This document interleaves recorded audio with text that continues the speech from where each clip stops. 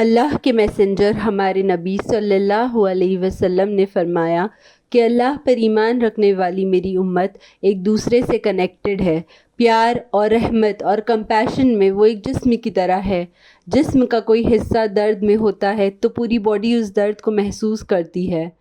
तो क्या हम फ़लस्तीनियों के दर्द को महसूस करते हैं? अगर हाँ, तो क्या कर सकते हैं हम? रसूलुल्लाह सल्लल्लाहु अलैहि वसल्लम ने फरमाया कि अगर तुम में से कोई जुल्म देखे तो उसे रोके अपने हाथों से, वो ना कर सके तो एटलीस्ट अपनी ज़ुबान से, और अगर वो भी ना कर सके तो अपने दिल में उसे बुरा समझे। पर ये सब में कमज़ोर ईमान की निशानी है। आज हम बॉयकॉट्स के बारे में बात कर रहे हैं। बॉयकॉट्स के ज़रिए हम ये मैसेज उन इकोनॉमिक पावर्स को दे सकते हैं जो ओपनली सपोर्ट करते हैं इस ऑपरेशन को, इस जुल्म को, जो ओपनली एग्रेशन दिखा रहे हैं हमारे मुसलमान भाइयों और बहनों पर और उनके बच्चों पर। बॉयकॉट्स कंपनीज़ के प्रॉफिट्स और उनकी रेपुटेशन को अफेक्ट करता है, पर सवाल ये है कि इसे कैसे इफ़ेक्टिव बनाएं। अगर मैं आपको एक लंबी लिस्ट दे दूं कि इन कंपनीज़ के प्रोडक्ट्स को नहीं ख़रीदना है, तो आपके लिए बहुत मुश्किल हो जाएगा इस पे ज़्यादा वक्त तक डटे रहना। कलेक्टिव बॉयकॉट्स तभी इफ़ेक्टिव होगा जब हम सब मिलके उन चंद कंपनीज़ का बॉयकॉट करेंगे जो इस जुल्म में सब में ज़्यादा कॉम्प्लिसिट है, सब में ज़्यादा शरीक है। तो इस वीडियो में हम उन कंपनीज़ के बारे में डिटेल्स शेयर करेंगे जिन्हें हमें स्ट्रैटेजिकली बॉयकॉट करना है और हमारे आसपास लोगों को कन्विंस करना है इसके लिए। इस लिस्ट में सब में ऊपर है अमेज़ॉन और गूगल।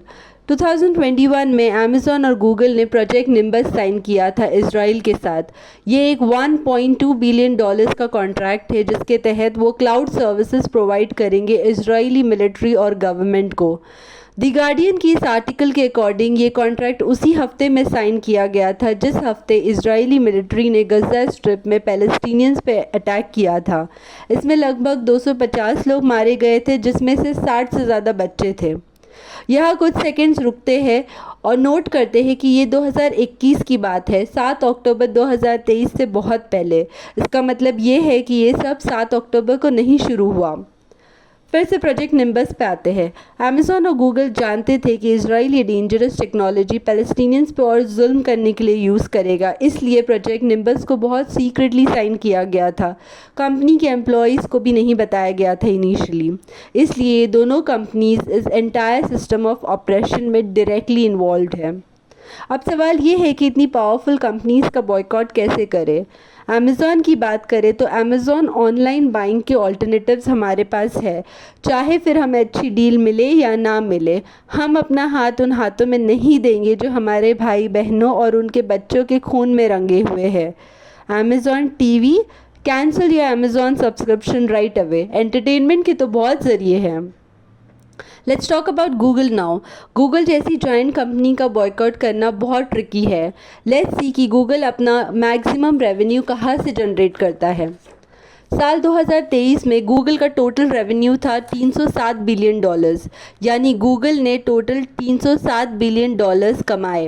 अब इस $307 बिलियन का फर्दर ब्रेकडाउन ये है। आप देख सकते हैं कि इसमें सब में ज़्यादा कंपनी गूगल सर्च एडवर्टीजमेंट से कमाती है। 50% से भी ज़्यादा गूगल सर्च से पैसा आता है। आइए गूगल सर्च एड्स को समझते हैं। जब मैं गूगल पे टाइप करती हूँ for example shoes for women, तो मुझे इस तरह के रिजल्ट दिखाई देते हैं। ये दिख रहा है स्पॉन्सर्ड। इसका मतलब ये है कि इन कंपनीज़ ने गूगल से टाई अप किया है इनके प्रोडक्ट्स एडवर्टाइज़ करने के लिए। कंपनीज़ लाखों रुपए लगाने के लिए तैयार है just to get in front of the right customers. ये कॉस्ट पर क्लिक मॉडल होता है, यानी जब जब मैं इन एड्स पे क्लिक करूँगी तो गूगल को हर क्लिक पे पैसा मिलेगा। एक और एग्जाम्पल लेते हैं। Let's type hotel booking for Lonavala. ये देखिए, ये सारे स्पॉन्सर्ड लिंक्स है, यानी गूगल के रिजल्ट्स न्यूट्रल नहीं होते हैं। हमें पहले वो कंपनीज दिखाई जाती है जिन्होंने गूगल को पैसे दिए थे।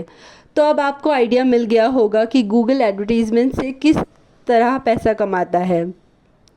इसलिए नेक्स्ट टाइम उन स्पॉन्सर्ड लिंक्स पे मत क्लिक कीजिए। इसके बदले आप ये कर सकते हैं कि उन वेबसाइट्स पे जाके आप प्रोडक्ट्स देख सकते हैं, क्योंकि फाइनली भी आपको उन वेबसाइट्स से ही ख़रीदना है प्रोडक्ट्स। वैसे गूगल में एक और मेजर प्रॉब्लम है कि वो आपकी सारी इंटरनेट एक्टिविटी को ट्रैक करता है। आपने कौन सी वेबसाइट्स विज़िट की, कौन सी मूवीज़ देखी, कौन से प्रोडक्ट्स खरीदे, आपके सर्चेस से उसे पता चलता है कि आपकी क्या मान्यता है, आप कौन सी पॉलिटिकल या रिलीजियस पार्टी को सपोर्ट करते हैं। गूगल आपको जेन्युइन या ऑर्गेनिक रिजल्ट से पहले वो रिजल्ट्स दिखाता है जो आपके विचारधाराओं से मैच करते हैं, या फिर वो रिजल्ट्स जो वो चाहता है कि आप देखें, स्पेशली जो टॉपिक्स कंट्रोवर्शियल होते हैं। तो अब क्या करें? गूगल को पूरी तरह बॉयकॉट करना इतना आसान नहीं है, पर हमारे पास गूगल सर्च के लिए ऑल्टरनेटिव है, जैसे डक डक गो। आप इसे इंस्टॉल कर सकते हैं इंटरनेट सर्फिंग के लिए। ये गूगल जैसा ही काम करता है, बस डिफरेंस ये है कि डक डक गो आपकी प्राइवेसी को प्रोटेक्ट करता है और आपको ट्रैक नहीं करता। ये आपको न्यूट्रल रिजल्ट्स दिखाता है बेस्ड ऑन योर कीवर्ड्स। आप जो कीवर्ड्स टाइप करते हैं उसके आधार पे वो आपको ऑर्गेनिक रिजल्ट्स देता है। Next on the list is Disney.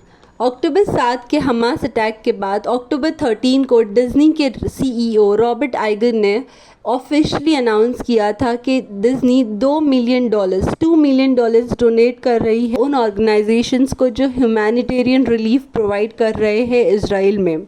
और अपने स्टेटमेंट में ये भी कहा था कि हम सबको इजराइल के लोगों को सपोर्ट करना है जो ये दर्द सह रहे हैं, स्पेशली चिल्ड्रन। अल जज़ीरा के इस आर्टिकल के मुताबिक अक्टूबर 7 के हमास अटैक में एटलीस्ट 1139 लोग मारे गए थे और करीब 250 लोग बंधक बनाए गए थे। और 2 जनवरी 2024 तक गज़ा में एटलीस्ट 25,000 लोग मारे गए थे, जिनमें से एटलीस्ट 9,600 बच्चे थे। जहां डिज्नी ने 1139 लोगों के मारे जाने पर कंडेम किया था, वही 25,000 लोगों के मारे जाने पर भी एक शब्द नहीं बोला। डोनेशंस तो दूर की बात। तो क्या आप ऐसी कंपनीज़ को सब्सक्राइब करते हैं जिन्हें हमारे बच्चों के खून की भी कोई वैल्यू नहीं है? लास्टली मैं ये कहना चाहूँगी कि जब हम अल्लाह सुब्हानहू व तआला के सामने खड़े हो फ़लस्तीनियों के सवाल पर, तो हमारा क्या एक्सक्यूज़ होगा? अगर हमने कोशिश की फिर भी ज़्यादा कुछ नहीं कर पाए और हमारे पास सिर्फ हमारी फैमिली है जहां हम कॉन्शियस थे कि हम क्या खा रहे हैं, क्या यूज़ कर रहे हैं, क्या देख रहे हैं, तो अल्हम्दुलिल्लाह अल्लाह सुब्हानहू व तआला बहुत रहमान है।